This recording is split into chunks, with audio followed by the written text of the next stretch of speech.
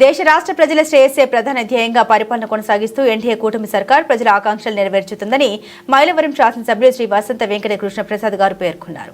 ఇబ్రహీంపట్నం మండలం మూలపాడు గ్రామంలో 76వ గణతంత్ర దినోత్సవ వేడుకలను ఆదివారం ఘనంగా నిర్వహించారు. ఈ వేడుకలకు ముఖ్య అతిథిగా మైలవరం శాసనసభ్యులు శ్రీ వసంత వెంకట కృష్ణ ప్రసాద్ గారు పాల్గొన్నారు. మువ్వన్నెల జాతీయ పతాకాన్ని ఎగురవేశారు.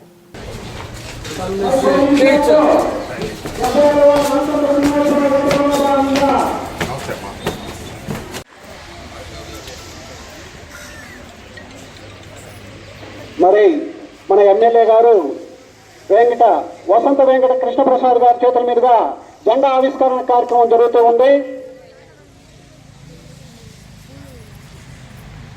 మువ్వెన్నెల జెండా రెపరెపలాడుతూ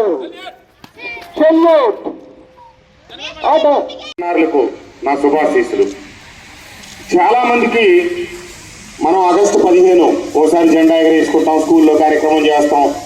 మళ్ళా జనవరి 26న మళ్ళా జెండా వందనం జరుగుతుంది. మన స్కూల్కి వెళ్తాం వస్తాం. ఏంటి అన్న తేడా తెలియదు. కొద్దిగా మీకు వయసు పెరిగే కొద్ది తెలుసుకోవాలమ్మా అన్ని విషయాలు కూడా. మనకి ఆగస్టు 15న మన దేశానికి మన పెద్దలు ఎంతో కష్టపడి పోరాటాలు చేసి బ్రిటిష్ వాళ్ళకు వ్యతిరేకంగా మన దేశానికి స్వాతంత్రం తీసుకొచ్చారు. పరాయ పాలన నుంచి విముక్తి కల్పించారు. అందుకు ఆగస్టు 15 మనకి ఏ రోజైతే స్వాతంత్రం వచ్చిందో అప్పుడు స్వాతంత్ర దినోత్సవ వేడుకలు జరుపుకుంటాం. మరి జనవరి 26 ఏంటి? మరి స్వాతంత్రం వచ్చిన తర్వాత మన దేశం ముందుకెళ్ళాలి, విధి విధానాల ప్రకారం నడవాలి అంటే దానికి మనకు రాజ్యాంగం అవసరం. ఆ రాజ్యాంగం బిఆర్ అంబేద్కర్ అధ్యక్షతన రాజ్యాంగాన్ని రచించుకొని మన దేశం ఏ రకంగా ముందుకెళ్ళాలి అని చెప్పి కొన్ని నిర్వచించుకొని దాని ప్రకారం రాజ్యాంగాన్ని అమలు చేసుకున్న రోజు జనవరి 26వ తారీఖు. అక్కడి నుంచి మన రాజ్యాంగం అమల్లోకి వచ్చింది.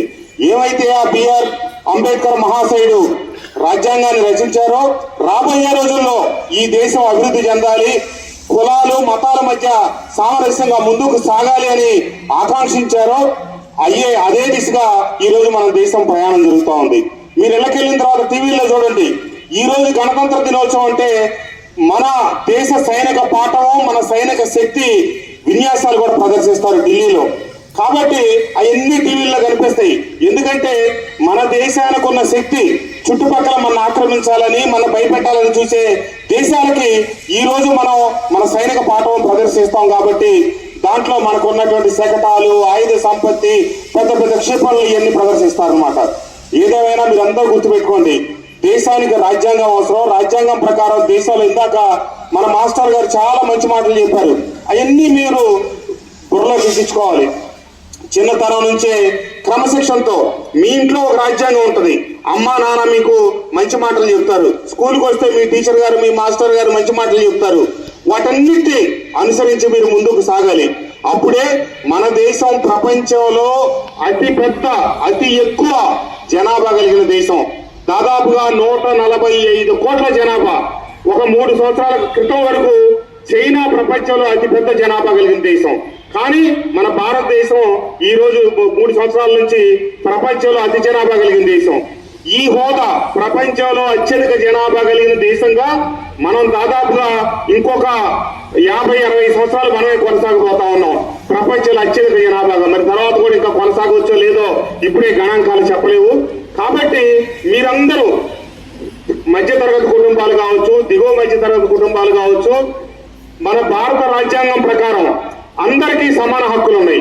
మీరు ఈ వేదిక మీద ఉన్న ప్రతి ఒక్కళ్ళు ఈ రోజు శాసనసభ్యుడిగా నేను మీ ముందు వచ్చి మాట్లాడినా, మీ మాస్టర్ గారు ప్రధానోపాధ్యాయులు మీ ముందు వచ్చి మాట్లాడుతా ఉన్నా, లేకపోతే విద్యా కమిటీ చైర్మన్ గారు కావచ్చు, ప్రజాప్రతినిధులు ఎవరైనా కావచ్చు, మేమందరం ప్రభుత్వ పాఠశాలలో చదువుకున్న వాళ్ళమే. మేము ఎక్కడ ప్రైవేట్ స్కూల్లో చదువుకొని పైకి రాలా. కాబట్టి మీరు ప్రభుత్వ పాఠశాలలో చదువుకుంటున్నాం కాబట్టి మాకంటే ప్రైవేట్ స్కూల్లో చదివే వాళ్ళకి ఎక్కువ మార్కులు, ఎక్కువ అవకాశాలు ఉంటాయని మీరు భావించొద్దు. మన నరేంద్ర మోడీ గారి దగ్గర నుంచి మన రాష్ట్రపతి ముర్ము గారి దాకా అందరూ ప్రభుత్వ పాఠశాలలో చదువుకున్న వాళ్ళే, గ్రామీణ ప్రాంతాల నుంచి వచ్చిన వాళ్ళే.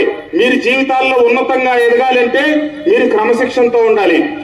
మన మాజీ ఉపరాష్ట్రపతి గారు చెప్తారు, దేశ భాషలందు తెలుగు లెస్స అని మన పెద్దలు ఏం చెప్పారో, ముందుగా ఇంగ్లీష్ వ్యామోహం కాదు. మనం కళలు వచ్చినా ఇంకోటి ఏది వచ్చినా మనకు మన మాతృభాష తెలుగులోనే వస్తాయి. తెలుగులో జీవిద్దాం, తెలుగుని గొప్పగా చూసుకుందాం. జీవితంలో ఎదగటం కోసం ఇంగ్లీష్ని అవలంబనగా చేసుకుందాం. మీరు ఎదిగే కొద్దీ ఇంగ్లీష్లో మీకు ప్రావీణ్యం వస్తుంది. ప్రావీణ్యం తెచ్చుకోండి. 2 భాషలు లేదా 3 భాషలు నేర్చుకోవడం ప్రతి ఒక్కరికి అవసరం. కాబట్టి మీరు తెలుగుని నిర్లక్ష్యం చేయొద్దు.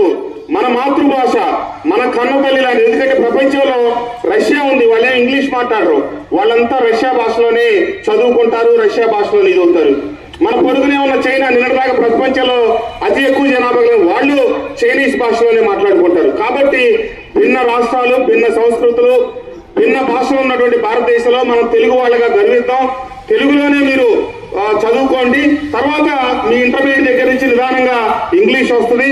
ఏమైనప్పటికీ మన దేశ సార్వభౌమాధికారం కోసం, అలాగే మన పెద్దలు ఏవైతే స్వాతంత్రం కోసం కష్టపడి పోరాడి మన దేశానికి స్వాతంత్రం తెచ్చారో మీ అందరి కోసమే వాళ్ళు పడిన కష్టం.